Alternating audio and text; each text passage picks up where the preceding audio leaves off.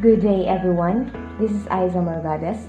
Today, we're going to learn another new exciting topic of one of the 21st century new literacies, and that is eco-literacy. What is eco-literacy? Eco-literacy or ecological literacy is the ability to use understanding of ecology and life to study the environment. And it is also the ability to understand the organization of natural systems and the processes that maintain the healthy functioning of living systems and sustain life on Earth. This means that an ecologically literate person is able to apply this understanding to the design and organization of our human communities, in the creation of our human communities, and the creation of our regenerative culture. The aim of ecoliteracy is to create a frame of mind that recognizes relations and interdependency with the natural world and supports the development of new capacities to create sustainable ways of living.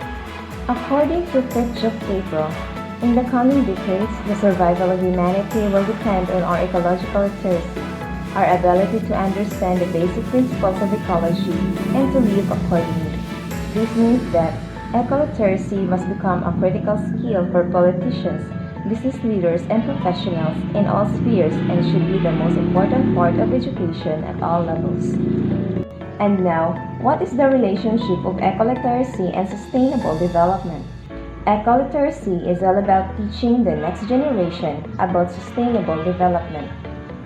The sustainability of individual populations and the sustainability of the entire ecosystem are interdependent. According to the United Nations Educational, Scientific, and Cultural Organization, sustainable development is the overarching paradigm of the United Nations. This concept of sustainable development was described by the 1987 Brundtland Commission report as development that meets the needs of the present without compromising the ability of future generations to meet their own needs. The 2030 Agenda for Sustainable Development, adopted by all United Nations members in 2015, provides a shared blueprint for peace and prosperity for people and the planet, now and into the future. At its heart are the 17 Sustainable Development Goals, which are urgent call for action by all countries, developed and developing in a global partnership. Here are some of the highlighted Sustainable Development Goals which promote ecological literacy. Goal number 3, good health and well-being. Ensuring healthy lives and promoting the well-being for all at all ages is essential to sustainable development. Next, goal number 6, clean water and sanitation. Clean, accessible water for all is an essential part of the world we want to live in. Goal number 13, act now to stop global warming. Climate change is a global challenge that affects everyone everywhere. Next, goal number 14, life below water. Careful management of this essential global resource is a key feature of a sustainable future. And the last one, goal number 15, life on land, sustainably manage forests, combat desertification, stop and reverse land degradation, stop biodiversity loss. And now, let's move to the 7 environmental principles which explain and emphasize why ecology and the environment matter. The first one is nature knows best. One natural process that needs serious attention is nutrient cycling. Any disruption in the cycle can bring about imbalance. Our nature knows everything. Sometimes it knows what is best for us.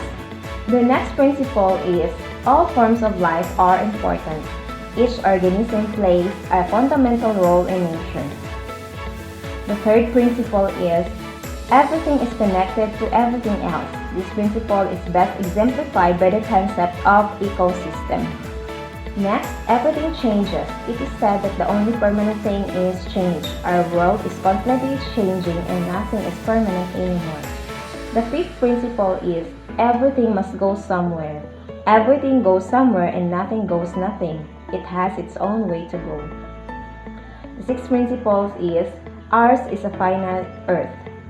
Then the last principle, nature is beautiful and we are stewards of God's creations. We are made not to rule the world, but to help the world. Humans are God's creation, and we need to take care of everything.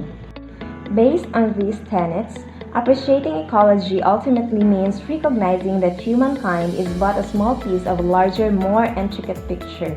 People may have achieved so much in terms of social structures, knowledge, and technology throughout generations.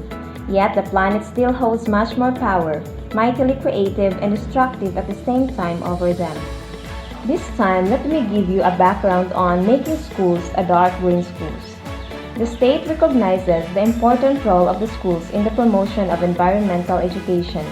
On December 12, 2008, the 14th Congress passed Republic Act No. 9512, also known as National Environmental Awareness and Education Act of 2008.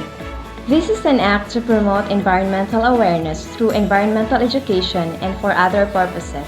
This act orders the Department of Education, the Commission on Higher Education, the Technical Education and Skills Development Authority, the Department of Social Welfare and Development, and coordination with the Department of Environment and Natural Resources, the Department of Science and Technology, and other relevant agencies shall integrate environmental education in its school curricula at all levels, whether public or private, including in barangay daycare, preschool, non-formal, technical vocational, professional levels, indigenous learning, and out-of-school youth courses or programs. Also, on July 5, 2011, the Department of Education passed DepEd Order 52 Series of 2011 entitled Strengthening Environmental Education in Public and Private Schools. The DepEd urges all public and private schools to lead the role on environmental awareness by enhancing environmental education and by pursuing the effective school-based activities that seek to preserve and protect the environment. In 2019, the Department of Environment and Natural Resources, through the Environmental Management Bureau, named the 2019 most sustainable and eco-friendly schools in the country, honoring educational institutions nationwide in pursuing the best sustainable and eco-friendly programs and activities.